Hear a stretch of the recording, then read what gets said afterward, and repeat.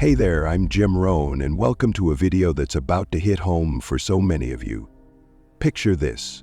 You've just gone through a breakup with an avoidant ex, and now you're stuck in this confusing cycle of wondering, should you reach out or should you let them fade into the distance? Maybe you're tempted to ignore them completely, thinking it'll bring you peace or even pull them back. But here's the thing. What happens when you ignore an avoidant ex? Spoiler alert, it's not what you expect, and it could be messing with your head in ways you haven't even realized. If you're feeling lost, hurt, or just downright frustrated, you're not alone. So many people struggle with the emotional tug-of-war that comes with an avoidant partner. Craving closeness one minute, then facing their walls the next. It's exhausting, right? You might think ignoring them will flip the script, but the truth is it can trigger a chain reaction that affects your heart, your mind, and even your future relationships. What's really going on in their mind when you pull away? And more importantly, what's it doing to you? In this video, I'm diving deep into the psychology of ignoring an avoidant ex, what it sparks, what it solves, and what it might cost you. By the end, you'll have crystal clear insights to navigate this messy situation with confidence and maybe even find the closure you've been chasing. Curious? Stick with me, because you won't want to miss what's coming. If you're ready to understand your relationships better and take control of your emotional world, hit that subscribe button and tap the bell so you never miss a video. Let's figure this out together. Trust me, you'll be glad you stayed. During the first few days, specifically days 1 to 3, something happens with avoidant individuals that can feel incredibly counterintuitive if you're on the receiving end of heartbreak. Instead of panicking or missing you right away, they often feel a wave of relief. To them, the emotional intensity has finally subsided, the pressure to connect, to explain themselves, or to confront vulnerability has been lifted, and they feel like they've finally returned to solid ground. For someone with an avoidant attachment style, closeness can feel like chaos, not because they don't care, but because intimacy often stirs unresolved fears from their early emotional blueprint. When they sense conflict, emotional need, or expectation, their instinct isn't to engage, it's to retreat. So when you stop reaching out, stop asking for clarity, stop pursuing them, it actually confirms the narrative they've been clinging to. That distance equals safety. In their world, silence doesn't feel like loss at first. It feels like control. It feels like peace. You stepping back validates their emotional strategy, reinforcing the belief that space protects them from discomfort. They don't feel the disconnection the way you might expect, at least not yet. You may imagine they're sitting there wondering why you've gone quiet, second-guessing their choices, or missing your presence. But in this early stage, they're not emotionally tuned into that. They're settling into a familiar pattern, one where they feel untouchable, self-sufficient, and temporarily untouched by the fallout. They don't interpret your silence as rejection, they interpret it as cooperation with their defense mechanism. And while this can feel deeply frustrating for you, especially if you were hoping your absence would spark immediate clarity or remorse, it's important to understand that this reaction isn't personal, it's programmed. This is how their nervous system copes with intimacy overload. They're not celebrating the end of the relationship, they're just exhaling in the absence of emotional demand. But this calm won't last forever. In many cases, it's the calm before the emotional storm. What feels like indifference now may evolve into confusion and longing as the days unfold.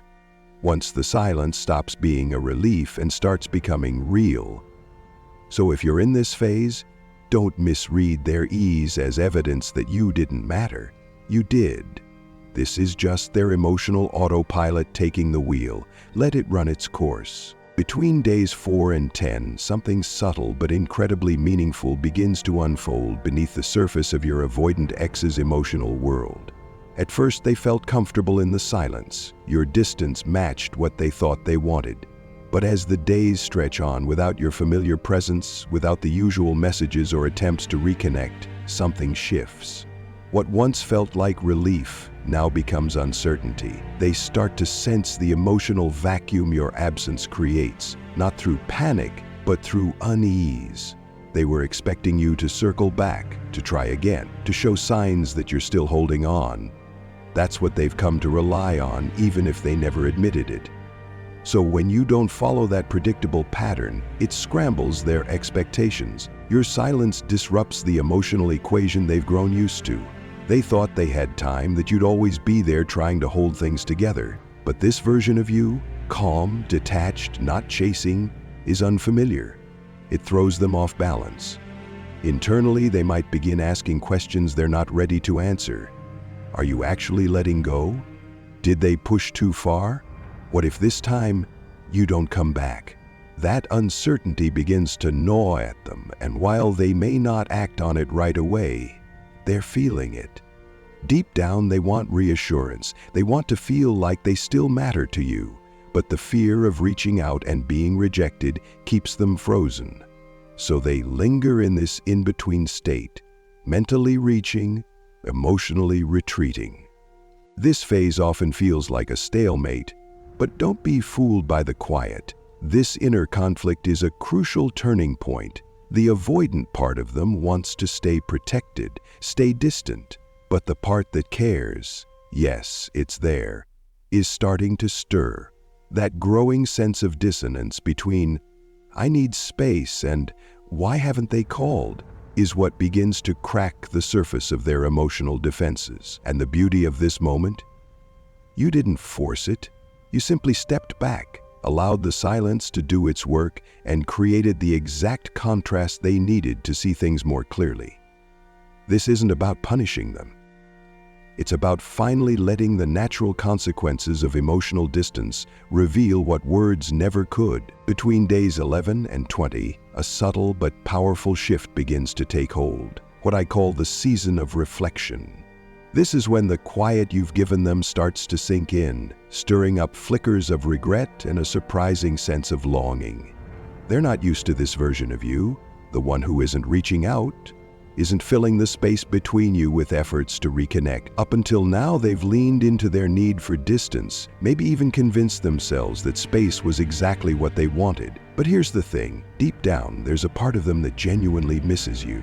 They're starting to feel the absence of your presence, your warmth, the unique role you played in their life. It's like they're waking up to the value you brought, and without you there to anchor them, they're left grappling with unexpected emotions. They might catch themselves reminiscing about moments you shared, wondering how things shifted so far from where they once were. This is often when someone with avoidant tendencies might make a move, maybe a cautious text, a casual "how's it going?" or even an attempt to cross paths in a low-stakes way. It's not always a grand gesture. Sometimes it's just them testing the waters, trying to reclaim a piece of the connection they're starting to miss. But here's where it gets complex.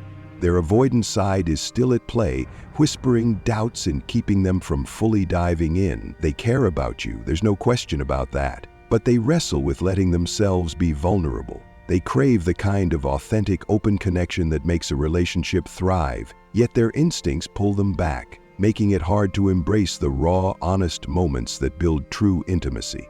What they really want is you, but without the emotional risks that come with it.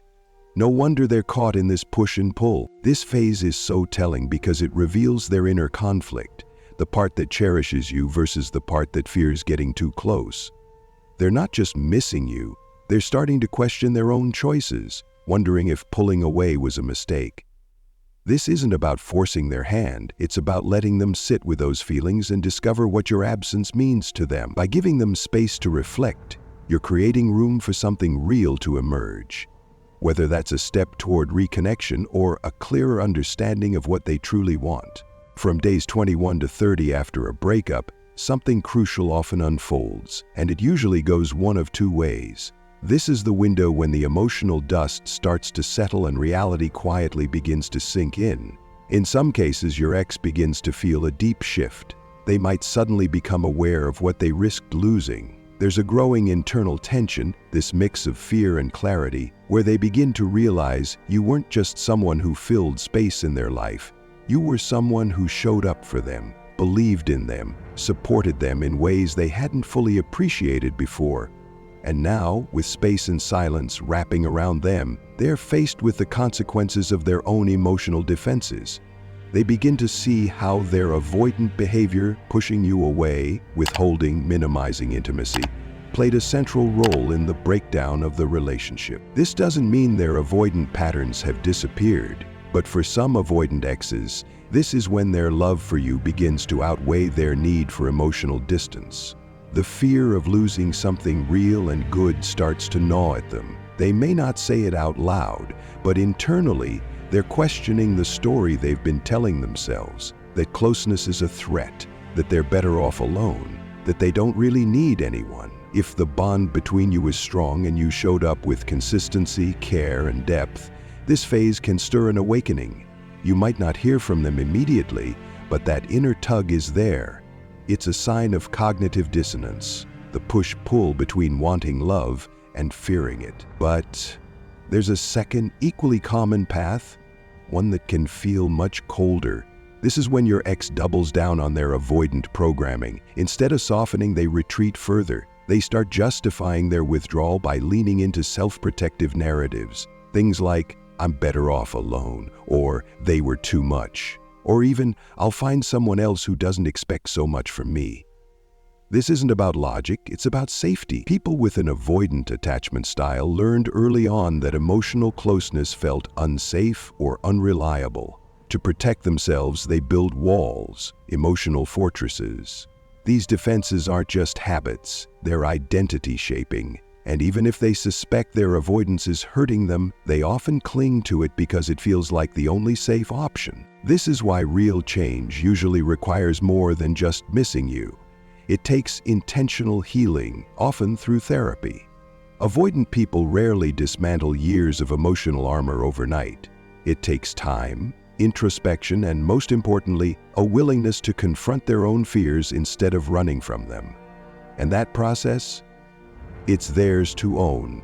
You can't love someone out of avoidance. What you can do is stay grounded in your worth, protect your peace, and choose not to chase what continues to run. If they do the work, they'll find their way, but if not, your healing doesn't have to wait. As we wrap up this deep dive into what truly happens when you give an avoidant ex 30 days of silence, let's bring it all together with clarity and care. This isn't about games or manipulation, it's about giving space to let truth rise to the surface. Over those 30 days, you've essentially stopped pouring into a dynamic that was emotionally lopsided. And what happens next isn't so much about them. It's about you reclaiming your center. Avoidant individuals often need space to even begin processing their feelings. At first, they may feel relief. Then comes confusion, reflection, and eventually a moment of reckoning. They might reach a point where they finally acknowledge the role their emotional defenses played in the breakup, or they might double down and retreat deeper into avoidance. But here's what matters most. Whether they awaken or withdraw, their response is not your responsibility. Their healing journey is theirs to walk. Your job is to stay rooted in your self-worth. Not chasing, not fixing, not waiting on breadcrumbs. Because in the end, this space you created, it's not just a void for them to fill. It's a sacred pause for you to reconnect with your value, your boundaries, and your peace. You've stopped overfunctioning in a relationship that may have left you emotionally drained. And that's a powerful act of self-love. So if you're still wondering whether ignoring an avoidant ex works, the real question is, what are you making space for in your own life now? That's where the growth lives. That's where closure begins, not when they return, but when you realize you no longer need them to in order to feel whole. Thank you so much for spending this time with me today. If this video gave you clarity or comfort, I'd love to hear your thoughts in the comments. Your experience might help someone else feel a little less alone. And if you want more grounded guidance on navigating tough relationship dynamics, don't forget to hit subscribe and tap the bell so you never miss an upload. Your healing matters, your needs matter, and your story is still being written, one powerful, self-affirming step at a time. Keep going. You've got this.